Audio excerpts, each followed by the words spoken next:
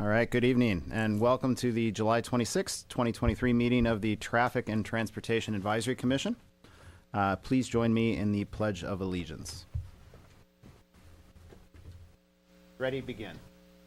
Pledge allegiance to the flag of the United States of America and to the republic for which it stands, one nation, under God, indivisible, with liberty and justice for all.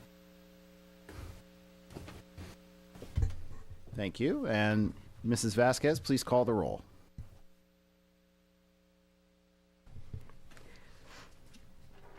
Chair Pletcher. Here. Vice Chair Hayek. Here. Chair Emel. Here. Chair Callahan. Here. And Chair Orozco. Here. We're all chairs today. I'm kidding. All right. Just a second. Let me catch up. Okay, moving on to section 4, public comments. I'll just turn it. You just keep the mic, Mrs. Vasquez. Please make our public comments announcement. Okay. This is the time and place for public comments. Registration for public comments is available for those wishing to address the Traffic Commission regarding items on the agenda or on a subject within the city's jurisdiction. Speakers for specific agenda items shall be called and heard during that specific item. All remarks should be addressed to the Traffic Commission as a whole. Speakers are requested to state their name and community of residence for the record. Under state law, public comment matters may not be considered by the Traffic Commission unless listed on the agenda, but may be referred to the city engineer for administrative follow-up. Currently, no individuals have requested to speak in this item. No written statements have been submitted. Also, please silence all cell phones during the meeting, and please remember to mute your microphones when you are not speaking. Thank you. And with no public comments, we'll move on to section 5, our summary notes of our previous meeting on April 26th, so long ago, 2023. I'll turn it over to my fellow commissioners if they had any comments or any additional items to add. Sir. Thank you.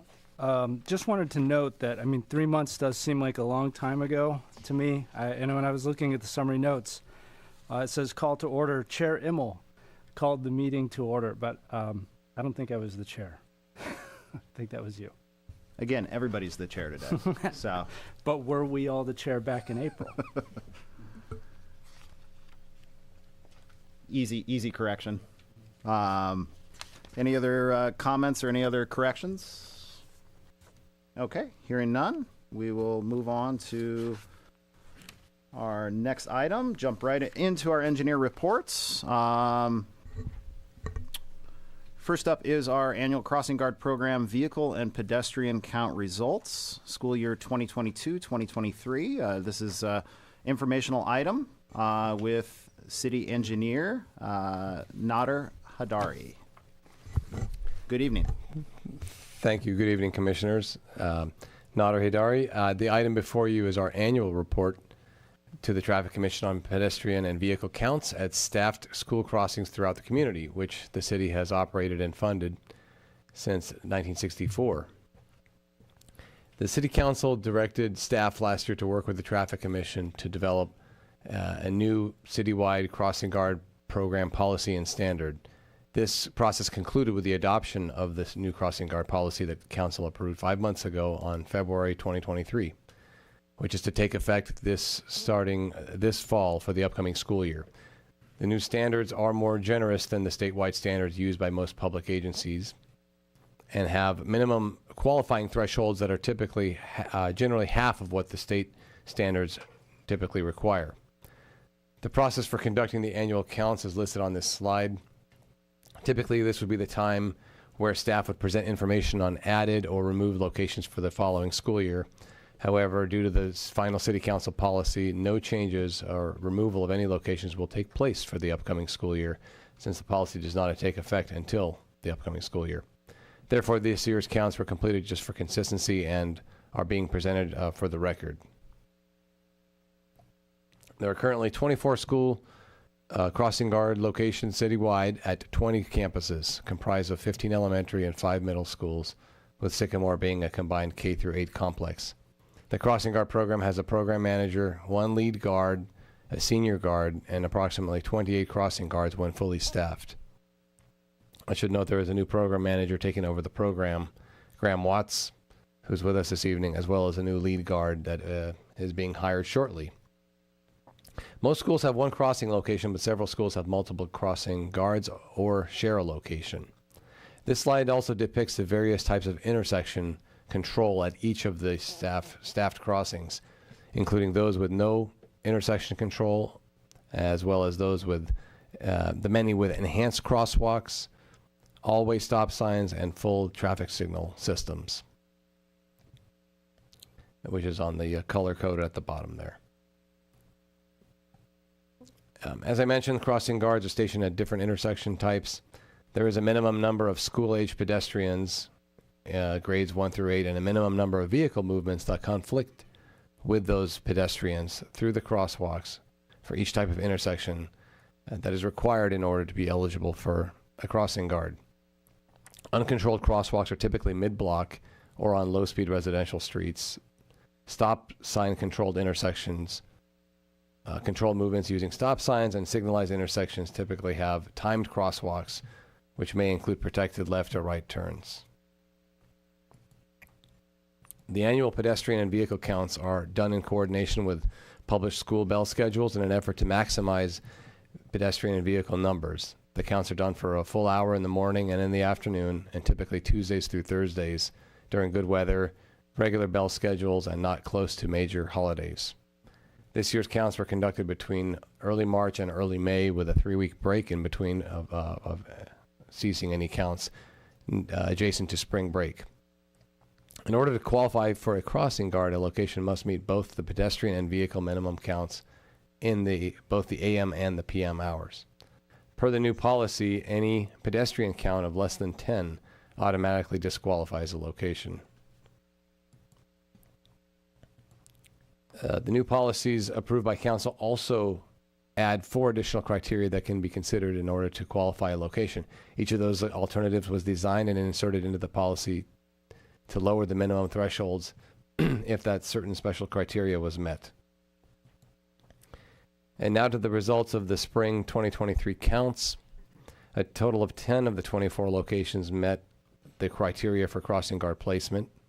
An 11th location, Arbalez at Plantis, shown in blue, was able to also meet the requirements via one of the new alternative pathways, which was the 75% alternative. In that case, although that intersection did not have the required number of pedestrians for one of the counts, it was able to qualify since the other 3 counts all met the harder to achieve, harder to meet state minimums.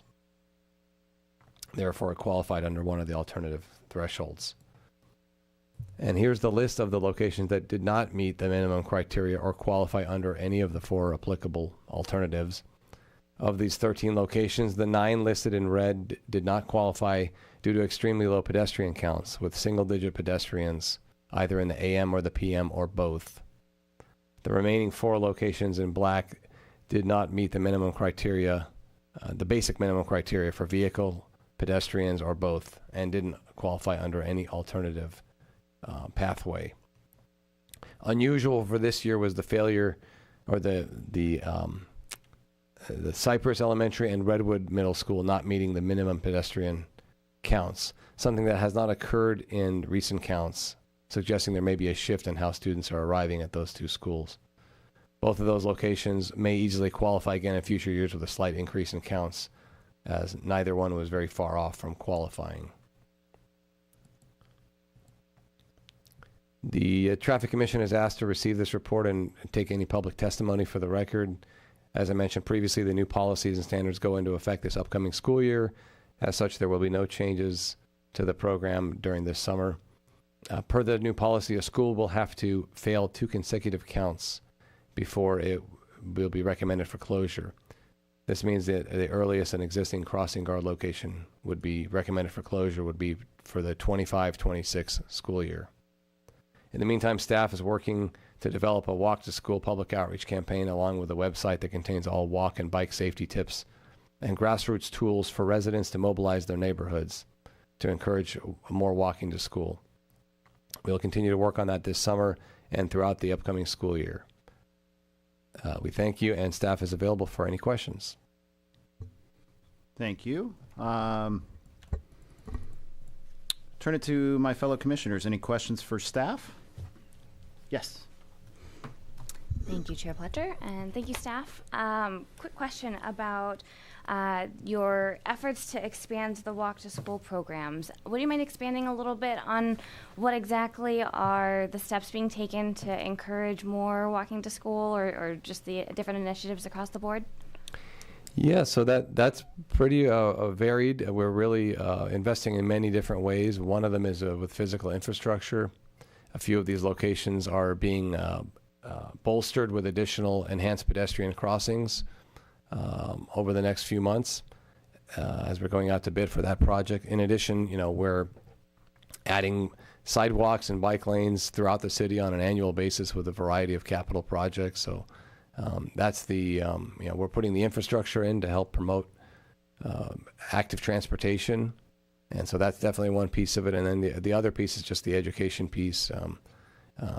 As I mentioned earlier, there may be a shift in certain campuses, how people are arriving or they're attending a school on the other side of town. So that may have led to some reduction in pedestrian counts, but nonetheless, we think with doing an outreach campaign, building a website. I know our partners at the Dallas Lawrence Police Department participated in a forum a few weeks ago, and which is the Caneo Youth Coalition. So we're trying to spread the word in whichever ways we can that it is safe to walk to school. There's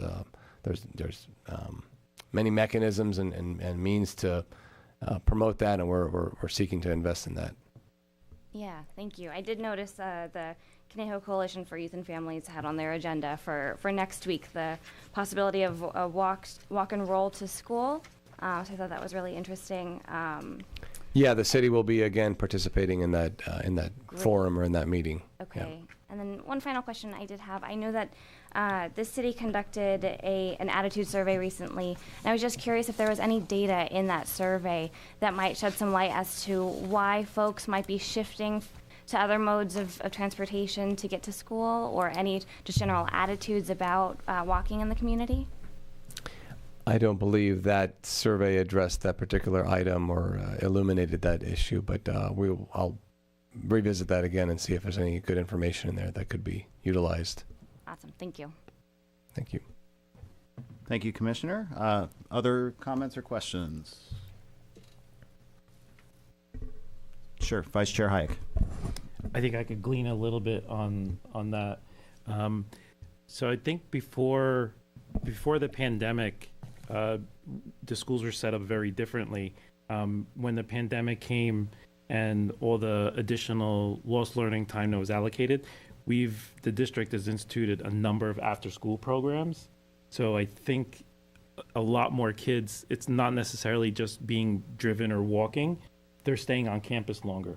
So now we have a number of schools, majority of our schools have either childcare or after-school enrichment or extended learning opportunities that are running into 6 p.m. So I notice even in some of these, you'll see some of the morning counts are higher than the afternoon counts.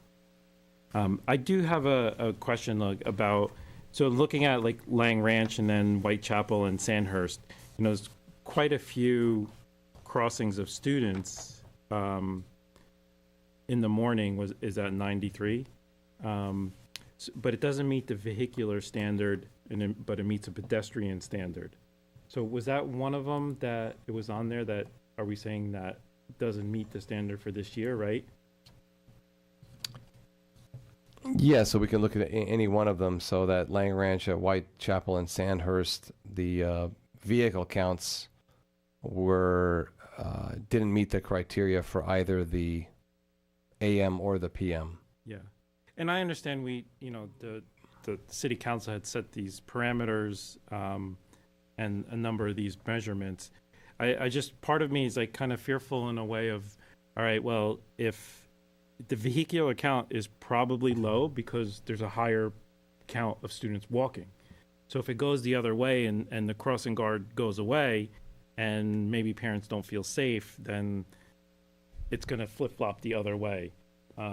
Just some, a thought observation as to, especially when the schools are located in a really off of a lot of main roads, and it's really in a community. I think we see a little bit of that pattern with the lower vehicle counts because, maybe those kids are walking to school, so you're not seeing those vehicles, but you're seeing the high number of the student counts. Just an observation. Thanks. Thank you. Other questions or comments?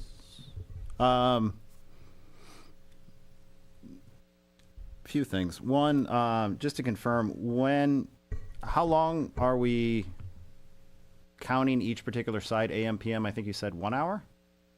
Is it? Correct. Yeah. The highest volume, the peak hour, basically. Yeah. Okay. Just wanted to confirm my understanding of that.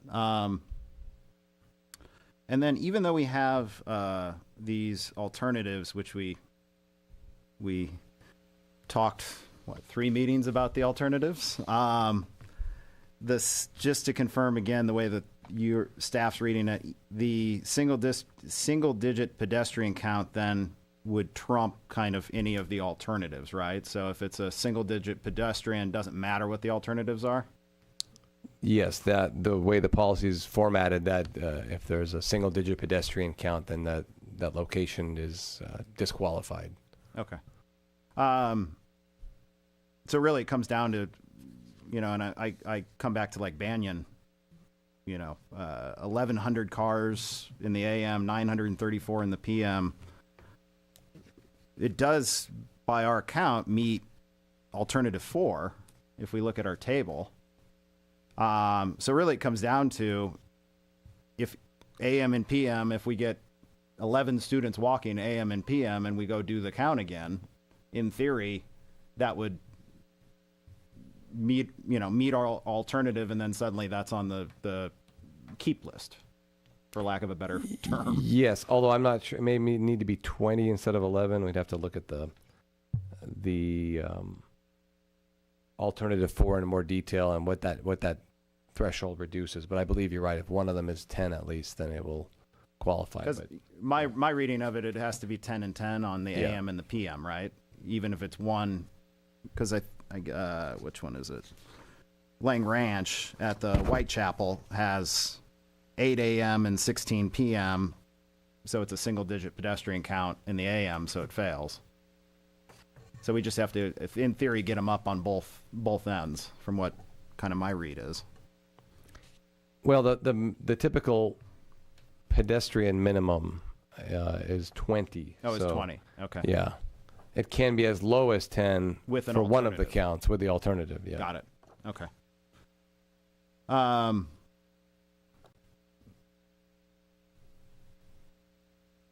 You mentioned the enhanced pedestrian crossings that were kind of already in the works. Is that project currently out to bid or going to be out to bid here soon?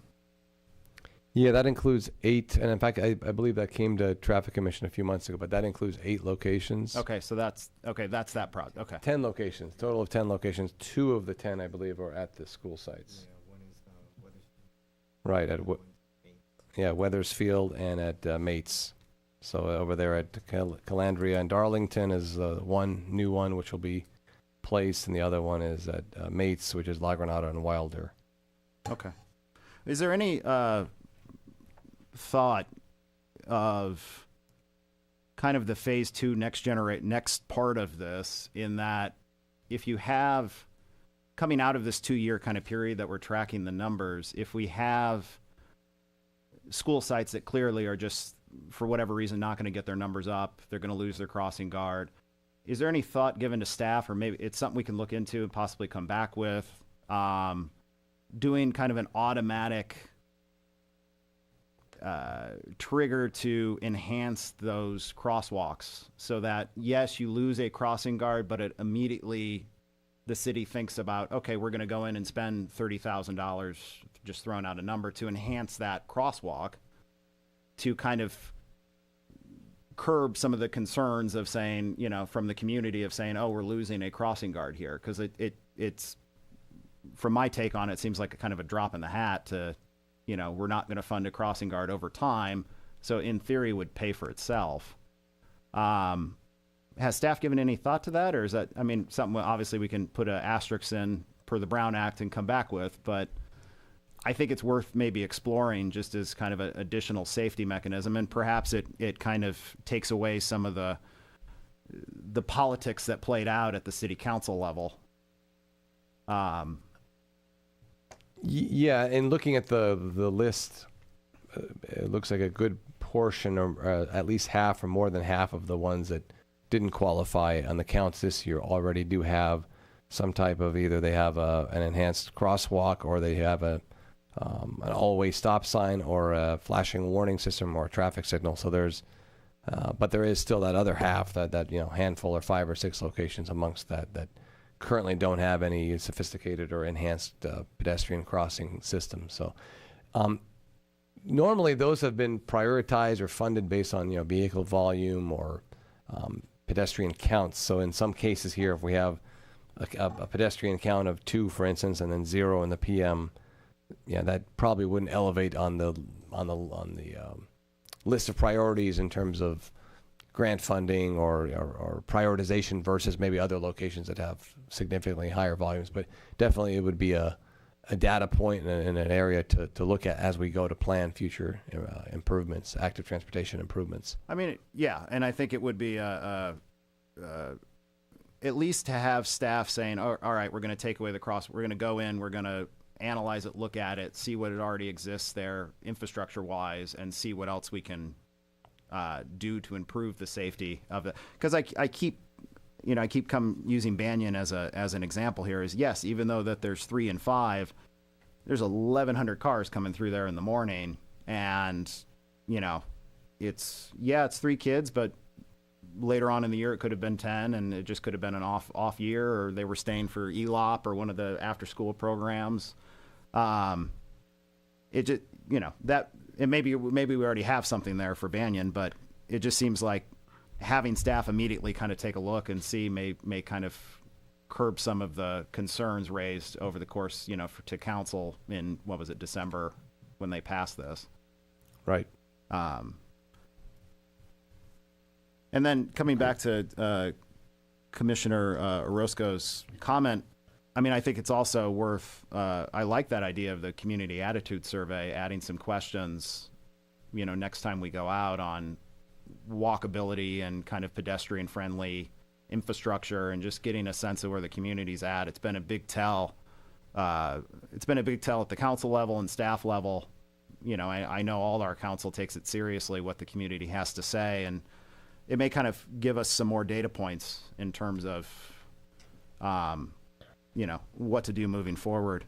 And then last question, is there any follow-up with some of these odd kind of numbers coming back, like Redwood Middle School having only 8 kids come in during the AM, but 50 leave? It seems like an enigma puzzle almost, of like, well, you had 8 kids walk there and 50 walk back. So what, is there any kind of discussion on the individual sites with saying like, what do we think that these numbers mean? Yeah, that particular one we did discuss, and in some cases, because school starts at a particular time in the morning, and this was one potential reason that you see that school starts in the morning at a time where parents have the ability in some cases to drop their children off as they go to work. However, at 2 p.m. or 3 p.m., and maybe in many cases it's much more difficult for them to drive back from their job in Woodland Hills or LA or wherever it may be. So that we've seen that in the past where the PM count is higher. Yeah. Now we're seeing other trends here as well. In certain campuses, they're staying longer, so there's kind of a lot more variability. But in that particular case, that was what appeared to be the case with those particular counts. But this is another advantage of doing the counts every year and not having, for instance, skip this year, because it gives us more of a long-term view and kind of will rule out any one-time total oddities that might be taking place. Because I would just think from a middle school perspective, when you have, correct me if I'm wrong, is it called just period 0? Yeah. Or a period where, you know, you're starting at 7 a.m. or, you know, these kids are going to choir or wherever they're doing that A period. They're getting in way earlier before even, you know, assumably we would set up and start tracking. So it may be just worth, as we see those numbers come in, re-exploring how we do these counts to better understand these individual sites. Thank you for indulging me. I'll turn back one more time to the commission for any other follow-ups or last questions. Sir. Yeah, just to follow up, I really like the idea of, you know, coming back to seeing maybe, you know, photos perhaps of like the intersections that are technically failing right now. But I really like the idea because you're right. Some of them already have enhancements, and then it would just be interesting to be able to visualize it and see, you know, for the future as you're prioritizing, you know, it is a really good thought of just, it's a one-time cost rather than an ongoing cost. It seems like something that should be doable, especially if we're close on some of these. And I think our assistant superintendent's, you know, perspective here is really interesting, you know, thinking about the safety moving forward, thinking about parents, how they're going to react to the change, and then what unanticipated consequences may come of that is really interesting. But correct me if I'm wrong, but if, you know, we're in school year 25-26, say we have removed a crossing guard at XYZ intersection, these counts continue, right? Beyond this, they're going to continue. So if there is some reversal of a trend, you will pick up on that. Is that correct? Well, the practice to date has been to count the existing locations as well as count any locations that are newly requested. Okay. So, but you know, that may be, it would have to revisit the actual policy how it was written. So, it's possible we could do that at all locations again. I mean, it's a nominal amount to do, you know, a little bit extra. So, but yeah, generally it's been the existing ones, and then if, you know, parents or the principal or anybody's requesting a school be re-added or re-evaluated, we include those as well. Great. Thank you. Thank you.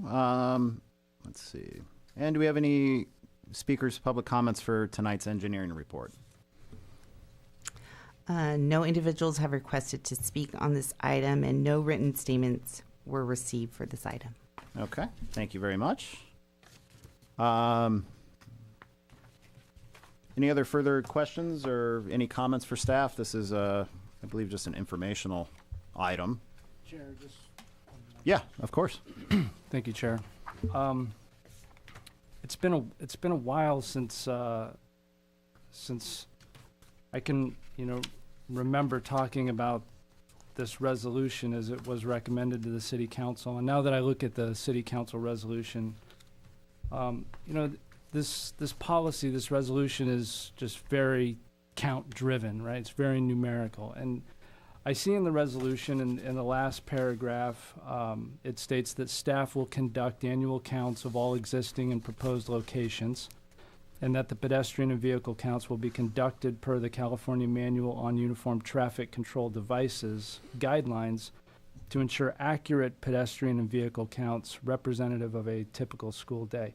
And as I sit here, I can't remember how those counts were taken, because when I look at the numbers on the chart, you know, for pedestrian counts particularly, you go, well, on how many occasions were the counts taken? To, you know, is that an average number? Is that the number on a particular given day? And if it was it an anomaly? And so I'm trying to remember, what's the protocol for taking the counts?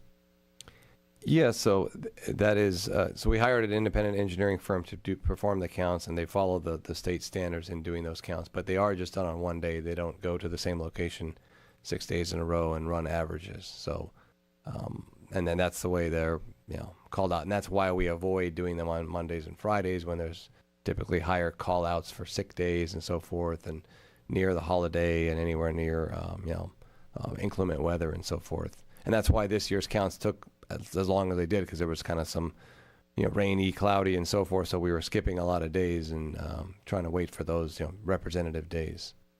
And so, if I understand correctly, the days that the engineering company goes out to take these counts, it's not like a pre-selected date. They determine the date that they're going to take counts based on weather. Probably don't want to do it on a Monday or Friday, so they're typically targeting the middle of the week and a day that weather is good, and you would typically find people walking to school. Correct. Okay. But it is possible that as well as you may try to find that one particular representative day, somehow your data ends up being anomalous.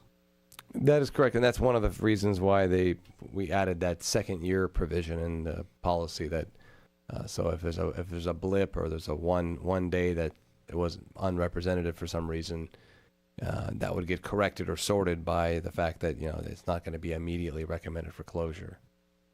Okay. So you have that backup or that redundancy and they're behind built into it. Right. Now I remember that now. Okay. Thank you. Thank you. And at this point, we'll go ahead and move on to item 6B, our Hillcrest Drive at Rancho Road pedestrian crosswalk warning system upgrade. Report by Associate Engineer Robert Sweeting. Good evening. Yes, I'm Robert Sweeting in the Public Works Department, and I'll be giving you a informational item here on the pedestrian crosswalk upgrade at the intersection of Hillcrest Road East and Hillcrest Road and Rancho Road East. To the south of that is Colina Middle School, so you'll see Rancho Road being a north-south street and Hillcrest being a east-west street with the crosswalk circled in red. That is on the west side of the road. That at this location, speaking of crossing guards, we do have crossing guards at this location.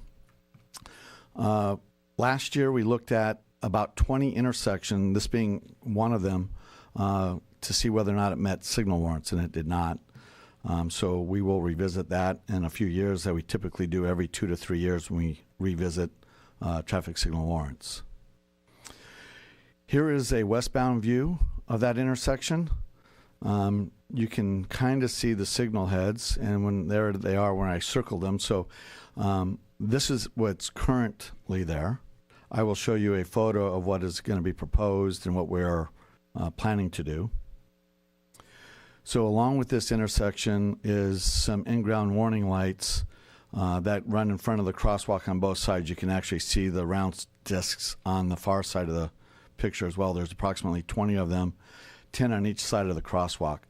Those were, they still produce them, but they're kind of more old school, and the costs have basically tripled since the time we installed them. So they're very expensive now to replace and upgrade. So we're looking to enhance this intersection with the newer rectangular rapid flashing beacons that we've done along the boulevard and other locations, put in a new audible or tone pedestrian push button, new fluorescent yellow-green signs, and a new cabinet and controller. So we've actually done this at a few other locations already, at Lynn and Knollwood near Banyan, at Arbalest and Velarde near Wildwood Elementary, and Amgen Center Drive is a mid-block crosswalk. So at all three of these locations we've done it. And in the future, we'll be looking at Burchard and San Antonio as it exceeds its lifetime as well, and then Herbs and Hauser Circle. We'll look to upgrade those.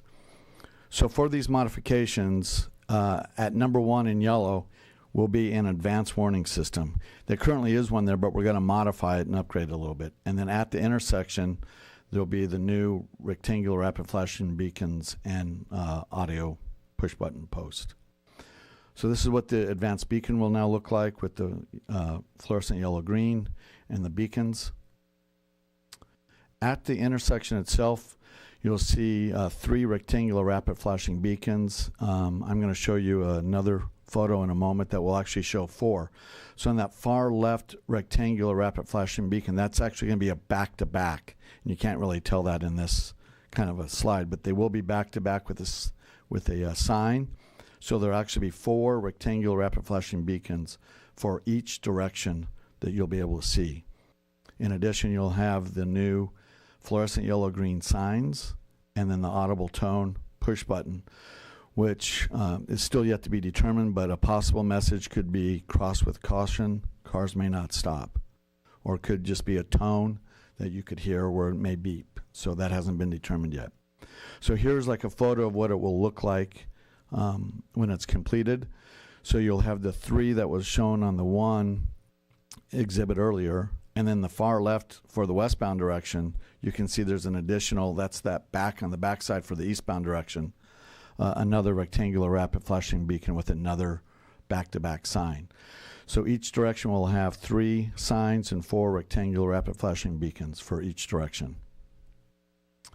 The material has already been ordered. It was done back in early June. About 2 weeks ago, we got notice that the material is due to ship in August 31.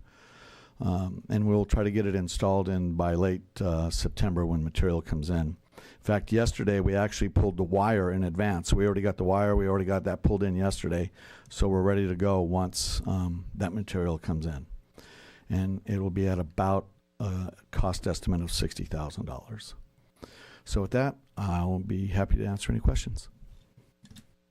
Thank you for the report. Do my fellow commissioners have any questions for staff? Sir? I'm really trying not to overthink this. It looks great. Something just struck me. The cross with caution seems like a really interesting note, to be, hear that sound. It brings me back just a quick bird walk. A year ago, my wife was crossing the crosswalk in front of CLU and a car hit her. She went 20 feet, broken ribs, could have been way worse. But through that experience, really interesting because she had the right of way. The signal went on. It's walk. She wasn't seeing that person not stopping, and so it's interesting. Like with this, is there are there any cities who've done this already, and what messages have they played, and have there been any issues with, because sometimes yes, cars just don't stop, and that's my only concern is people might put blinders on, thinking, hey, I've got right of way, and yeah. Yeah, there's other cities that have done it. I can't really tell you which one, but I know going through some of their the website for the brand, they have different ones, and you can actually get personalized one.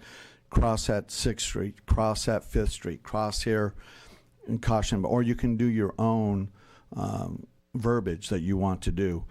So it is all over the country if you select it. Some may not want to do it. Some choose to it. Some just want to have an audio tone. So there are multiple ways that you can do that. So we haven't really gone down that road yet as to which one. We may try it. We may not. But it's still it is a possibility. I'd be in favor of that. Just something beyond a tone that says, proceed. Something that say proceed with caution. Cars may not stop. I really like that idea. Okay. I just want to add one other thing is that during the school hours, as Mr. Sweeting pointed out, there's a crossing guard assigned to this location. So during those school hours, the busier times when the kids are crossing, the kids will be directed by the crossing guard when it's appropriate to cross a street. Thank you. Thank you. Other commissioner comments? Sir?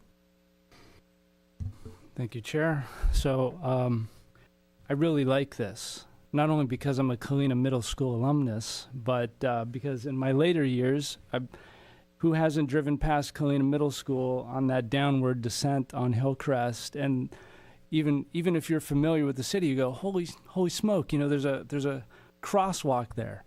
And so I really like that the city's getting out ahead of this thing and putting in these new beacons and the other enhancements that are being made here, because I think a lot of people come down that descent and they forget about that crosswalk down at the bottom there. And, even in, non-school hours, I think that you do have plenty of, people walking from the neighborhood across Hillcrest to go use the ball fields and the school facilities. And so I just really like that the city's getting ahead of this and being proactive with it. Can you tell me when the advanced warning beacon and then the rectangular flashing beacons, the overhead ones. Are those, all of those are all activated by a push of the button? That is correct, in both directions. Great job. Thank you. Other commissioners? Vice Chair Hike? I was just thinking, is given the grade on the hill and the blind hill when you're coming up over it, I see that we took the counts of crossing at Hillcrest and Rancho. Is there crossing the other way across Rancho? I'm just thinking have we looked at moving the crosswalk to the other side of the street to give more of a visibility for the drivers coming down the hill? And not at this point, because that's where the landing is currently. We'd have to completely redesign the landing, and also you were looking at putting in a new driveway right where that would end up coming across or coming out of that new driveway. Kalina is looking to do a driveway coming out of there, so the crosswalk would remain, and then the poles would all have to be removed, not removed, but replaced to a different location if we move the crossing to the other side. No, I understand the work that is associated with it. But I'm just asking it would provide more visibility for the cars coming down if the crosswalk was on the other side of the street, correct? Yeah, I mean, it would give you an extra 50 feet or whatever the width of the intersection is. That's correct.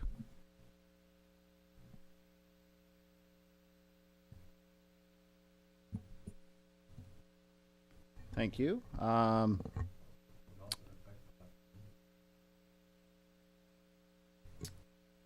Possibly. Can you just walk me through, you mentioned in your staff report, a full traffic signal system is not warranted at this intersection. But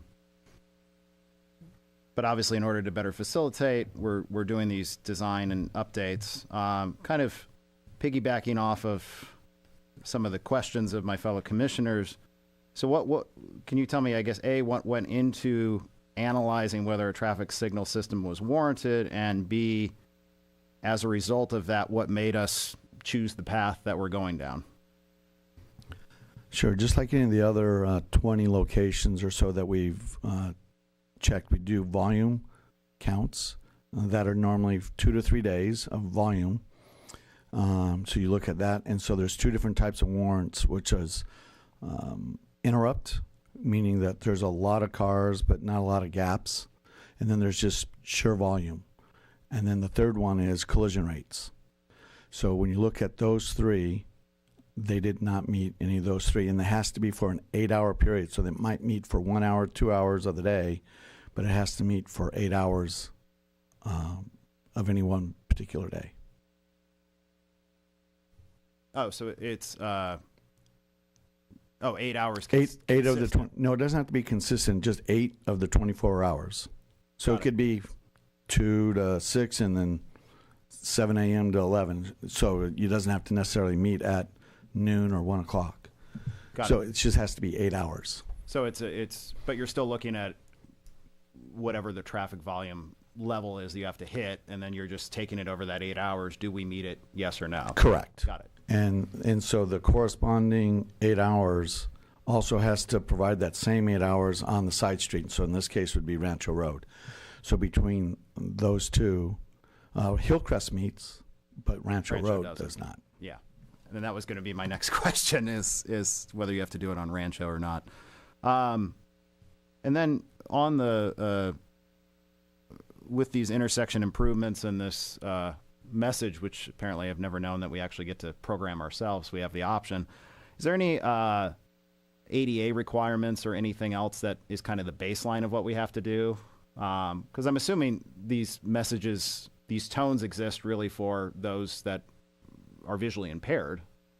I'm just kind of curious of whether you know, what is the minimum standard, or because it's interesting to do the message versus the tone. I'm just curious, is there any other consideration as to what maybe the ADA or in any of the disability laws have? Well, I'm not sure of the ADA laws, but some of the newest standards for the METCD is that they need to have audio tone. So that doesn't mean necessarily to have a message, a verbal message, but they need to have audio tone with anything that's been newly done or upgraded. Interesting. Okay. Thank you. I didn't have any other questions, but one more time around the room. Hearing none. We'll just turn. Are there any public speakers for tonight's report? Mrs. Vasquez. No individuals have requested to speak, and no written statements have been submitted for this item. Thank you very much. Any further questions for staff? Okay. Hearing none, we'll go ahead and move to item 6C, our 2024 pavement program, pavement restripe modifications on 9 road segments, another informational item. Report by Senior Engineer Jim Mashiko. Sir, good evening. Yes, thank you, Chair Pletcher.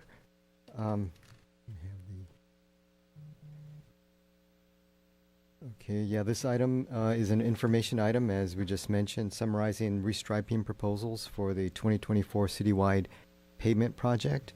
We've identified 9 road segments where we have an opportunity to implement potential traffic calming striping measures after the roads are resurfaced. Tonight, we're asking the Commission to provide their input on the proposed striping concepts for the 9 segments. And to give a little background, the city maintains approximately 380 miles of roadway.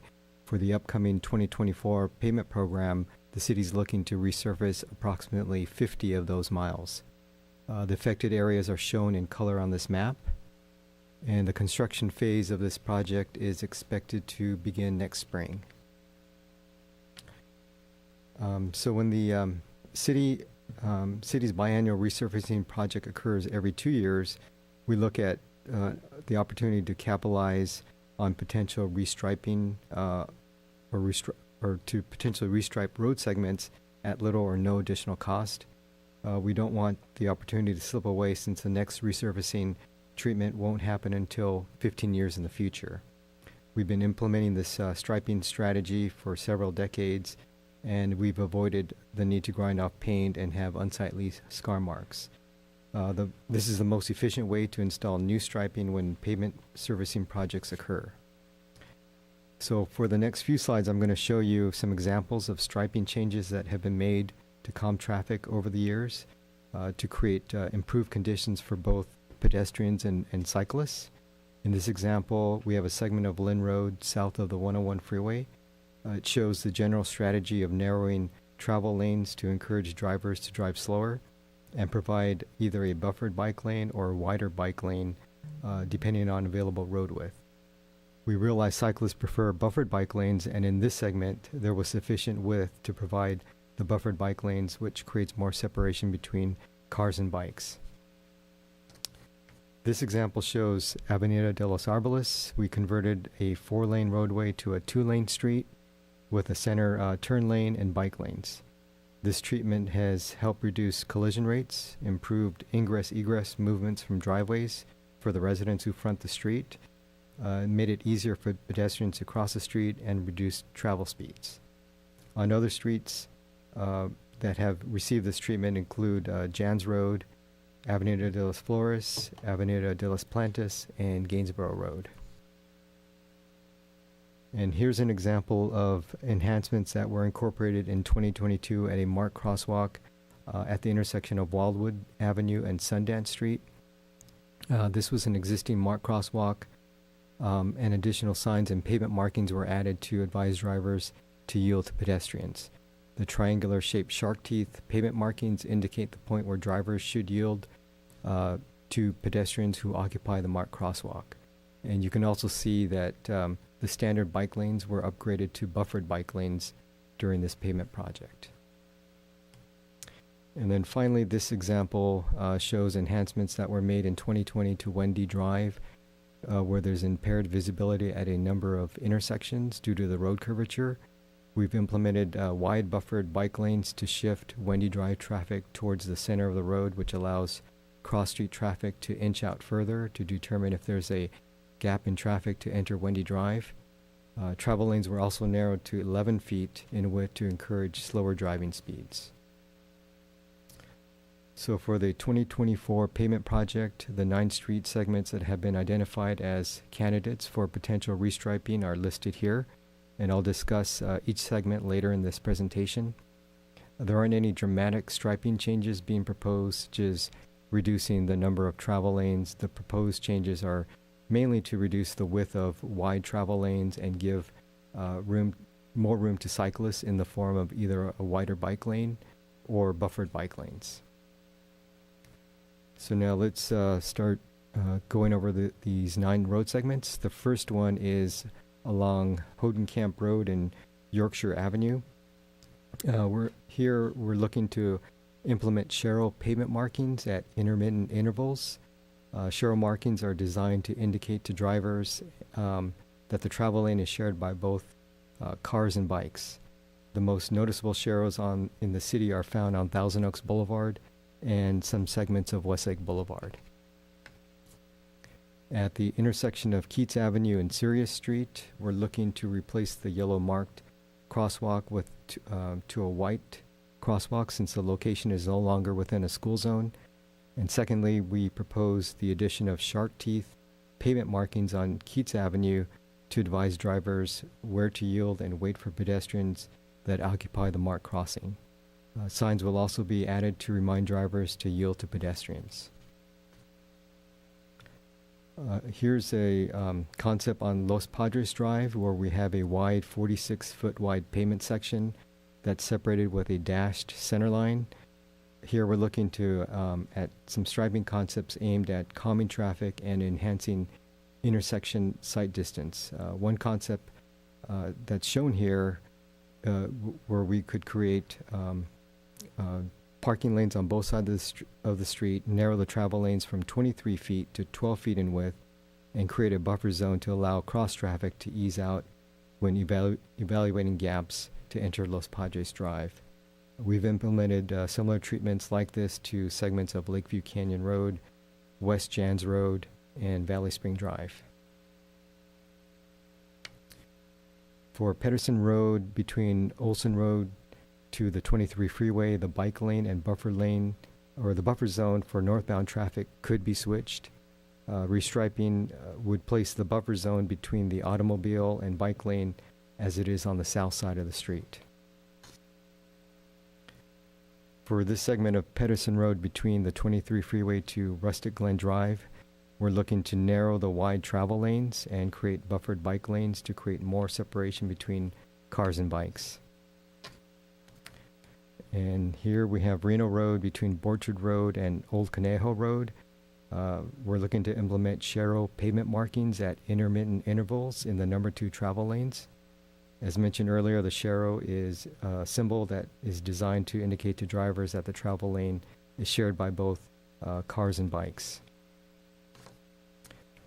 This short segment of Rolling Oaks Drive between Moore Park Road to Los Padres Drive, we have an opportunity to implement buffered bike lanes by replacing the standard bike lane by narrowing the through travel lanes. Okay, Sunset Hills Boulevard, there's 3 separate treatments depending on the road segment. This first segment is between the 23 freeway and Herbs Road, and what you see at the bottom of the picture is what we're proposing. We would convert the number 2 eastbound lane from a through right to a right turn only lane, and then place a marked bike lane to the left of the right turn lane. And basically what we're doing here is organizing traffic in such a way that mimics the travel pattern that's out in the field today. And it would reduce bike conflicts at the intersection. In this second segment of Sunset Hills, this is between Herbs to Avenida Amaranto. The number 2 eastbound lane would be eliminated to create a parking lane in front of Sunset Hills Park. Currently, vehicles are permitted to park in the bike lane there, and we can also add a buffered bike lane within this area. The westbound direction, a buffered bike lane can be created by narrowing the 2 through travel lanes. And then the eastern segment of Sunset Hills Boulevard, buffered bike lanes can be created by narrowing the wide through travel lanes. Okay, this section of Via Merida by Westlake High School, the bike lanes can be widened just a bit by narrowing the wide travel lanes. And unfortunately, the road is not wide enough to create buffered bike lanes here. And then finally, here's an image of a cross-section of Westlake Boulevard north of Avenida de los Arboles, where new buffered bike lanes can be created by narrowing the wide travel lanes and wide painted median. So with that, the recommendation is in the staff report. Would like to add that the proposal that is we're looking at tonight was shared with the city's bicycle advisory team last Thursday. Their comments were in general support of the proposed changes to widen or provide buffered bike lanes or Sharrow markings. They also added comments to us specifically to Los Padres Drive, Pedersen Road, and Westlake Boulevard, which we'll evaluate further. We encourage the BAT members to provide comments at this meeting as well, and I provided one written letter from one of the BAT members prior to this meeting for the commissioners to review. So this concludes the presentation. I'll be happy to answer any questions. Thank you. Thank you very much for the presentation. Just want to confirm all the commissioners received the letters, and have we had an opportunity to begin reading at least? It's a lengthy letter, and I appreciate Kathy very much for taking the time to write it. That being said, I will open it up to commissioner comments and questions. And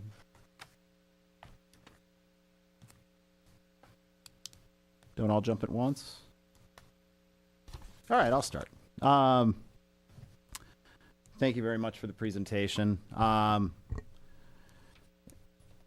I just wanted to ask, I mean, you mentioned at the very, very beginning that we do our resurfacing every 15 years. So if we miss this opportunity, it'd be a 15-year cycle. And I'm getting to a positive actually here, because other cities, from what I know, and correct me if I'm wrong, have a much longer cycle to actually be able to resurface their streets. Is that correct? Yeah, I believe that is correct. Maybe 20 years or so. So I think that's, I think that goes to the work of a lot of council and direction and staff. Like 15 years is impressive for a city to commit to resurfacing. I think any of us take a drive to the San Fernando Valley and we see a whole different type of road. So thank you very much for continuing to keep on that schedule. And I know that these sites were largely chosen because that's the resurfacing schedule, but based on your presentation, what was the thought process behind each one of these designs? Meaning, did we reach out to the neighborhood? Did we pull traffic data? Or why are we looking to do some of these proposed designs? Okay. Well, basically, we took a look at the list, looked at the map, and drove some of these roadways. And some of these streets already have some level of treatment in there where we really can't calm traffic. Or we looked at can we widen bike lanes? Can we put in a buffered bike lane? Some of those roads, the widths are limited. But here we found there's 9 segments where we can do something different than what's already there. And so basically we are confident that most of these can work out. We haven't prepared any engineering drawings yet. We're going to evaluate this further. We received the comments from the BAT last Thursday, so we're going to take their input and determine whether or not some of their input is feasible or not.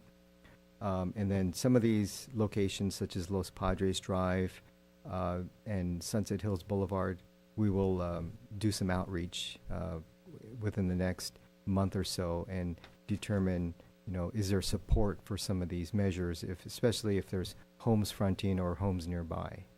But some of these arterial streets, we probably don't need to do that level of outreach, such as, if you're going to, Via Merida, where basically you're going to narrow down the travel lane by 2 feet and give it to the bike lane, that's, we probably don't need to do that level of outreach. Well, and I appreciate that because, the large scale consideration of some of the restriping that we did, I think it was last year with Moore Park Road or Hillcrest and other portions where we did that public outreach. I just want to make sure that we're giving the public beyond this meeting, at least the neighborhood, opportunities with some of these major potential changes to provide some feedback. So I appreciate that, and I certainly would support that. Turning to the BAT, I guess I'll just call it the BAT summary letter. I just wanted to kind of dive into some of these comments. Supporting our cyclists and keeping the BAT, going, I think it's all incredibly important and crucial. And, we only look to grow our bike lanes. Specifically, I just wanted to get into the Los Padres Drive, the Moore Park to Rolling Oaks. And, I can read Kathy's summary, but do we have any comments or thoughts or feedback on kind of some of the issues she's raising in that? Yeah, I think basically the comment was that the 12-foot wide travel lane that cyclists and vehicles would have to share. The comment was it's not wide enough. But again, the drawing that was submitted in the staff report, that's just a concept. So that's not the final preferred option. We're going to look at various options. Or we may not. There may be no change depending on the level of feedback we receive from the public. As far as we know, yes, we did receive over the years that there's concerns with speed on that road, and so now's an opportunity. We can ask the residents, okay, how is this idea? Is it shared throughout the community in that area, or is it just a handful of people? So we want to check with them and maybe bring this item back to the Traffic Commission for discussion at the next meeting to see whether or not there is support for any changes or just leave it as is. So right now, yeah, we are not set on making any, changes at this point. Because, thank you. And I think her letter mentions, and you brought it up again, is that some of the neighbors have complained about vehicle speeding, and I know there's other measures we could go to possibly do some traffic calming. So this is one out of kind of really any that I do think neighborhood outreach is crucial. And, her line there about striping a parking lane may confuse cyclists and drivers who may not understand that it is a striped parking lane and not a Class 2 bike lane. For me, and I realize adding and striping parking lanes are crucial and people like to park their cars, but to me, just as an overall philosophy, it almost should be more later on in that list of possibilities on how to approach a particular restriping. If we can look at protecting our cyclists or doing something else with that striping that we can both maybe calm, we can check that box on calming lanes, but also increasing safety for our bicyclists, I think is important, using that as an example. But I think overall, as you look into any of these intersections, that would be my kind of overarching feedback. The one other section I wanted to just tackle is her next paragraph there on Pedersen Road, the segment 1 between Olson Road and the 23 freeway. I like history. I appreciate history. She mentions it in there of this section of Peterson Road was originally striped with a bike lane adjacent to the curb, but was restriped due to the hazardous road conditions. Seems like it's kind of like a been there, done that. We tried it. We went back. Was there any have you looked at yet, or maybe it's worth looking at kind of the history of the way that we've approached that over the years? And, because some of the tree roots and pine needles, I drove and kind of walked that area and saw for myself, it certainly could be hazardous for bikers in that particular area if we make that move. So certainly for what it's worth, I think we should, tread lightly and maybe consider either not doing it or looking at other options beyond that kind of proposal. but you have the letter, and I think that's she brings up a lot of crucial points.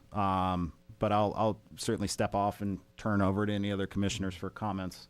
Yeah, I just want to comment on that one. That's one where there's concern that the tree roots are making the pavement surface uneven.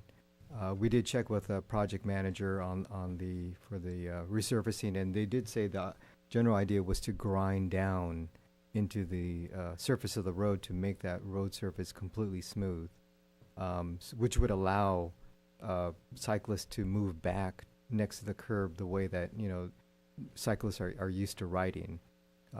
We can also use a skinnier buffer zone too to make basically you can have a wide bike lane, a skinny buffer zone, so that way if they do encounter, we know there's some storm grates out there, they can maneuver their bicycle to the left if needed when they encounter that feature. So, but we do want to take this opportunity to look at it instead of just restriping it the way it was, knowing that the roots are going to be ground down. We want to at least take a look at it. Is there any? That being said, some of the trees over there are certainly very more mature than others. I don't know if there's any. I guess my question isn't really to standards, but is there any concern that these are big, assumably large roots, especially if they're pushing up against the pavement and causing uneven pavement? I don't know how that process is, or is there any challenge there because they're more mature roots versus trees that are still really growing and establishing themselves?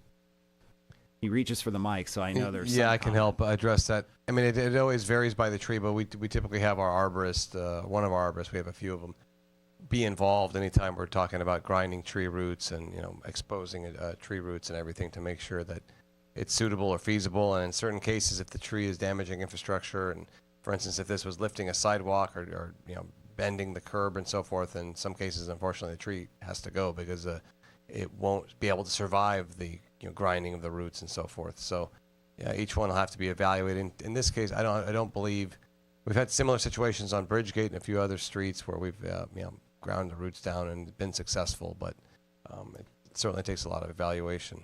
That's a good comment. Okay, I appreciate that. Thank you. Other comments? Yes, please. Yes, thank you, Chair. And thank you so much for the report, Jim. I know it's a lot to go over in one report and a lot to brief, so I appreciate that. I know that throughout the report, particularly in Peterson and Sunset Hills Boulevard, there's a mention of buffers, and I was just curious if there are any considerations being taken into account for any physical barriers as opposed to just providing striped buffer zones. Yeah, I think what you're talking about, if there's a physical barrier, that would be like a class 4 bike lane. Right. Right now, this project is looking just strictly at changing, replacing paint with new paint, or thermoplastic with new thermoplastic, but no physical, delineators like that you would see on a class 4 bike lane or some type of a barrier in the roadway. Sure, that makes sense. Now, when considering all of the restriping or the additional or expansion of bike paths, is there any larger body of work being done around a larger interconnected bike path system throughout the city, especially if we're restriping only 10 to 15 years at a time? I'd love to imagine some sort of long-term vision to incorporate all of our bike path systems so that bikers had a more fluid route around the city. And I was just curious if that was under consideration when evaluating these restripings. Yeah, I think right now we do look at both, what's out in the field, and we also have what we call the active transportation plan, Right. which sort of guides us into where all our bike facilities where they need upgrades or we have opportunities to add bike lanes. So, like for example, where we're proposing to put in sharrows, that's part of the active transportation plan. It identifies those particular streets as having sharrow markings in the roadway. But we are looking to update our active transportation plan. I think it was adopted in 2019. Some of the projects that were listed in there have been completed, so we're looking to probably get an updated version of that probably next year, hire a consultant, and then come up with a new version or updated version of that plan. Sure. And if I might just add to that, a few other projects, as you mentioned, several have been completed on Rancho Road and on Westlake Boulevard and Willow Lane, Caneo School Road, and some of the next ones that we've been successful using that active transportation plan and getting grant dollars for, which are currently in design or about to be in design, are in the Rancho Caneo area, on the Hillcrest and Lynn Road, which we've had previous presentations about. So we're certainly looking to expand that network, and projects like this on the paving program are just kind of a bonus. It's an ability to like enhance what's out there, but in terms of fixing completely missing links and so forth in the network, those are the ones that we spin off into standalone projects and are continuing to try to work on those as we go. Gotcha. Thank you. And then one more question, if I, okay. Specifically around Reno Road, I know that that's a good stretch of land or a good stretch of roadway, excuse me, that encompasses, a shopping center, Newbury Park High School, and Pepper Tree Park. And in the staff report, it says that the road is too narrow to provide a bike lane. Given that there's so much activity, I was wondering if, what sort of factors contribute to us taking a bike lane off the possible map altogether. Is it the 40-mile-an-hour roadway issue? Is it a space issue? It just seems like such a wonderful opportunity to plug something in to incorporate more biking to parks or Newbury Park High School. Yeah, I think they're basically limited by the width of the road. If we want to put in a bike lane on both sides of the street, we'd have to eliminate on-street parking, or change that stripe center to it's like a two-way turn lane. We'd have to get rid of that, and then so if there's maybe some unintended consequences if you do that. Where now when someone wants to make a left turn at a cross street or driveway, right now you can pull into a center turn area, but if you rededicate the roadway and you eliminate that center turn area, then there's a rear end conflict that's been created. Sure. So that's something to consider. And then the parking issue, on-street parking, especially near the high school. There's a lot of student parking along the street, so that's a bigger issue to eliminate all that parking. Thank you. Mm-hmm. Thank you, Commissioner. Vice Chair Hike. Thank you. Mine is just a comment on the presentation. I know you covered a lot of different projects here. I don't know all the streets as well as maybe some other people here in this room, or maybe some people in the public don't either. It would just help maybe when you show a map or give us the attachment. I mean, I looked all these up, but Google Maps isn't always accurate. Maybe to have an inset of the entire stretch of the roadway, highlighted, just so you have an idea. I have an idea where it begins and where it ends. I know you wrote it down, but like I said, when you look it up, it's not always accurate. That's all. That was my comment. If you could have a larger piece of the entire stretch, just so we see where it's coming from, and also the proximity to any main roads or some communities or whatever. Just give some perspective of when we're looking at these paces. Okay, good idea. Thank you. Thank you. Any other comments before we move on to our public comments? Okay, hearing none. Mrs. Vasquez, do we have any public speakers this evening?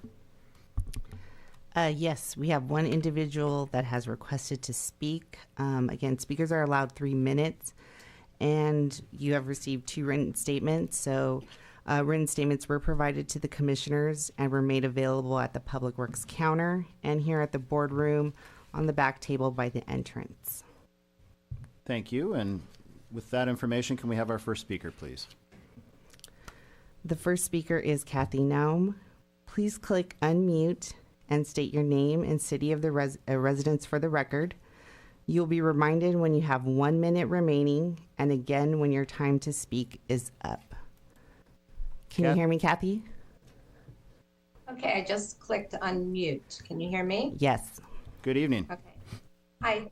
Kind of interesting to being on this side of a screen during a meeting.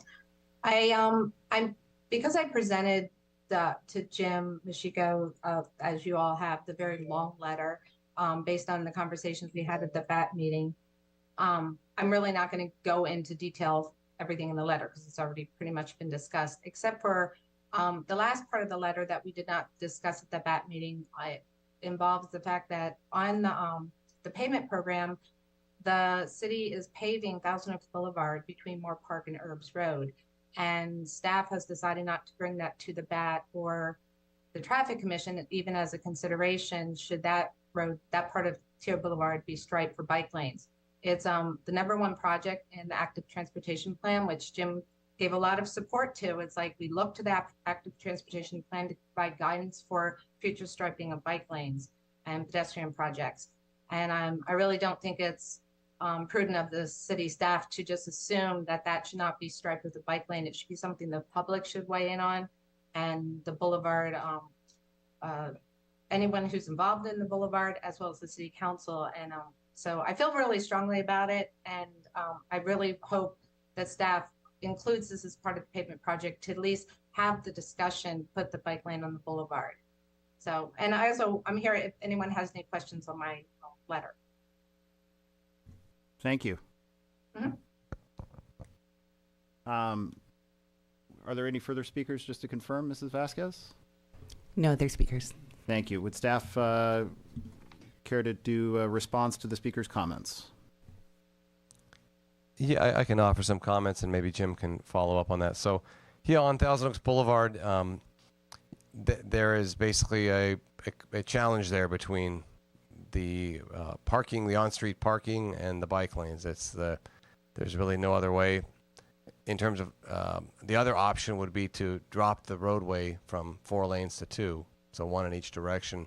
But looking at the counts and looking at the general plan projections and looking at the number of mixed-use projects and redevelopment that's taking place on Thousand Oaks Boulevard, that 1 lane in each direction doesn't appear to be able to sufficiently provide the traffic volume flow that's going to be required going from either now or going forward. So it really comes down to the on-street parking versus the bike lanes. And my understanding is that the businesses that are developing right now are using the on-street parking as part of their parking counts to meet their development permit requirements for their new projects. So to lose that, there would be some impact to the existing businesses. There would be, a shift. I mean, there's always, when you have an arterial, it's kind of how do you maximize the space to provide the best use?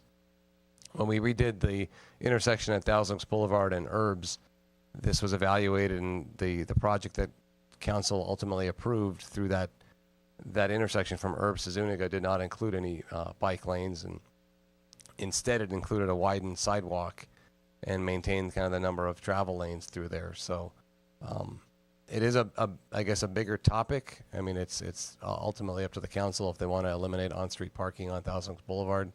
They haven't done that to date. We haven't seen any desire for them to do that to date. That's why the sharrows have been implemented on Thousand Oaks Boulevard, and I guess for a more pleasant bicycle atmosphere or more actual bike lanes, Hillcrest has been unofficially anointed as the parallel street to Thousand Oaks Boulevard that bicyclists will use if they are traveling through and not really stopping at anywhere on Thousand Oaks Boulevard, and they wish to kind of pass through and want a little, more of a dedicated space for themselves. That's what they've been using. But the speaker's point is noted. I mean, it's a bigger topic. There really hasn't been anything finalized. The active transportation plan does have Thousand Oaks Boulevard right at the top. That was number 3, but we've already completed the first 2 projects. So that TO Boulevard is 3rd on there to add bike lanes. However, there is also a comment that says further study is needed because it can't be implemented the way the road is currently configured. So it's a lot of words to say that it's a kind of a sticky situation a little bit. It will require more analysis if any changes are to be made. And I know if there's a desire to bring it up and study it, there's probably going to be there's not going to be any solution that's going to satisfy everybody's needs. There's going to be one section of the community that's not happy, and the other one, that would be happy, but it's going to be. I don't know. Those are my comments. Maybe Jim can add more. Yeah, I mean, that's just wanted to point out that community outreach would be one of the biggest factors or challenges for a project like that. A lot of the businesses, you probably need the buy-in of the TOBA organization to determine whether or not that something like that would move forward. Another option to create bike lanes would be eliminate the center turn lane, but with those multiple driveways, if we convert the center two-way turn lane to just a double yellow center line and have all these vehicles moving in and out of the driveways and no longer have a refuge area in the middle, I would imagine our collision rates are going to spike up significantly, and that could actually be more detrimental for cyclists as well if they're going up and down the street, and now you have more vehicles trying to maneuver in and out of driveways with no refuge zone. So it is a bigger it's definitely a big challenge, and I don't think there's an easy solution to that. Thank you, and thank you for the comments from our public speaker as well as this wonderful letter. That being said, I was going to kind of bring it up more in commissioner comments, but since we're going to tackle it and address it, you're right. It's an interesting and difficult decision. I don't know. Do we have any staff here that, I don't know what the Boulevard specific plan talks about and deals with, but at the same time, the Boulevard specific plan wants walkability. They want more pedestrian modes of transportation. For me, I'm in favor of, and I actually do know that TOBA is mulling over an amendment to the Boulevard specific plan to actually submit to the city. So all that being said, I think now is a great time to actually have that conversation, and it would be interesting to, get TOBA together, get some feedback in a public meeting, in a public setting. You're right. This is a difficult conversation, but at the same time, I've read, and this is just myself, I've read economic benefits for businesses by increasing pedestrian-friendly travel. By pushing all those bikers up on Hillcrest, you're taking away from a lot of the businesses that bikers already like to go to, which is, Tarantula Hill, and they meander down the boulevard and hit some of the restaurants. And the economic benefits and the business benefits are there for our TOBA, our property owner tenants. So, I won't take a page out of the mayor's playbook and do a straw poll, but, I would really put this issue up for comment from my fellow commissioners and possibly, providing some, just to see if there is support here to have that conversation, because it's difficult, but if we never have the conversation, we're never going to know the answer. And I think that's, we're at a kind of I'll use a traffic term, we're at a crosswalk right now on this issue. We have an opportunity to have that discussion. As Kathy notes in her meeting, the active transportation plan recommends this section to be striped for class 2. You have documents which to me indicate you've had a public meeting and you've had feedback and you've had a vote and you've had some direction to come up with these plans. Now it really just, we have to take that next step and have that difficult conversation and kind of push all those plans together and see what actually happens. And you're right, to your point, there is going to be, it will be a divisive issue.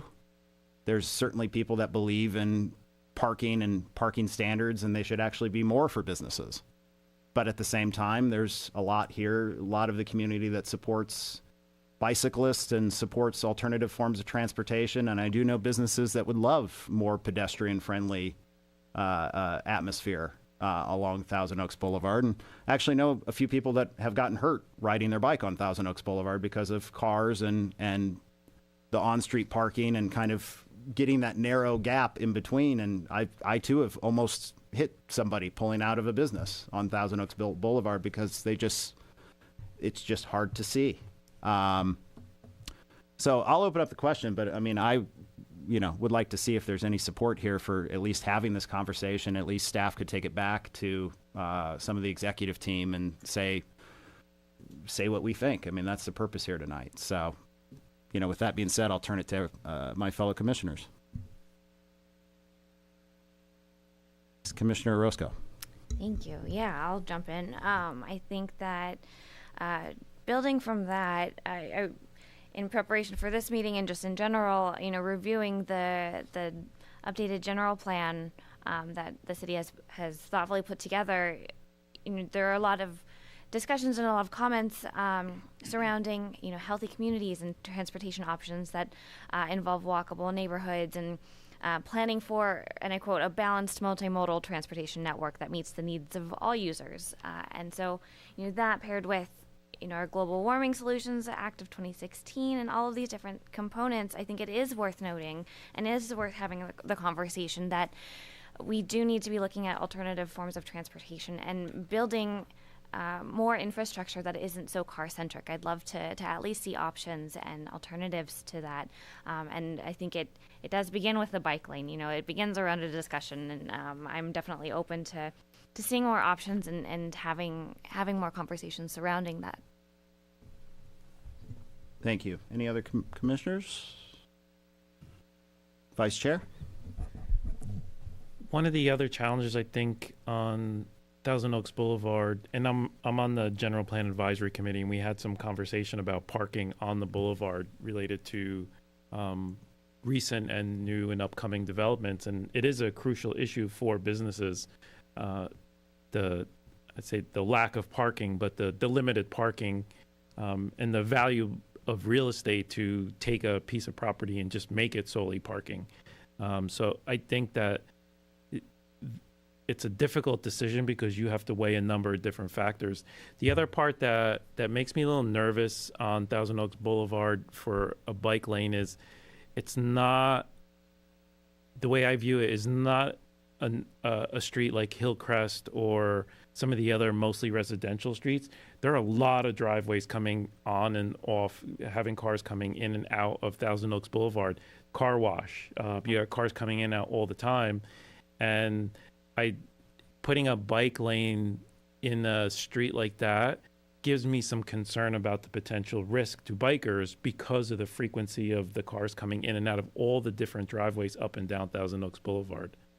So I think that's something that makes me a little bit nervous, and I'm not sure the road fits that because of the way that it was set up and developed a long time ago, and this is what we have right now. Just the cars coming in and out, not to mention the side streets and the traffic lights are okay and they're regulated, but the driveways are not. And with the refuge lane in the middle, I think is critically important to keep because of the amount of ins and outs of the businesses and the driveways that are there. I think it's important for the sustainability of the boulevard. Thank you. Of course. Any final comments before we... Sir? Yeah, I have mixed emotions about it too, and I think you said it several times.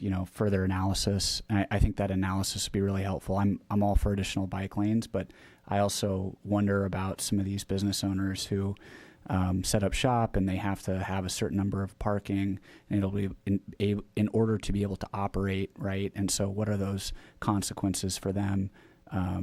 Is a big deal, and everything that was just mentioned with the number of driveways. But I think more analysis hopefully would make this a little bit more clear for us, and it would at least push us in a certain direction. Thank you. Thank you very much again for the presentation. We'll go ahead and move on to item 7, our status reports of prior Traffic Commission recommendations.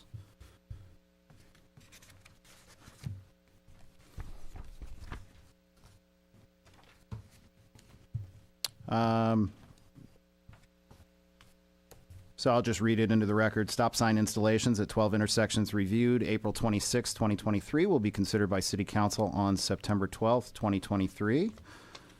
Mark your calendars. Be there. None else. We're going to go to item 8, our commission referrals from April 26, 2023. There were none. Item 9, our work program and commission schedule. Let's see. I'll just note future agenda item, pedestrian safety enforcement and e-bike safety by our Thousand Oaks Police Department for fall 2023. I think that's incredibly crucial. Were there any questions of commissioners on that? Okay, hearing none. We'll move to item 10 then, Traffic Commission comments.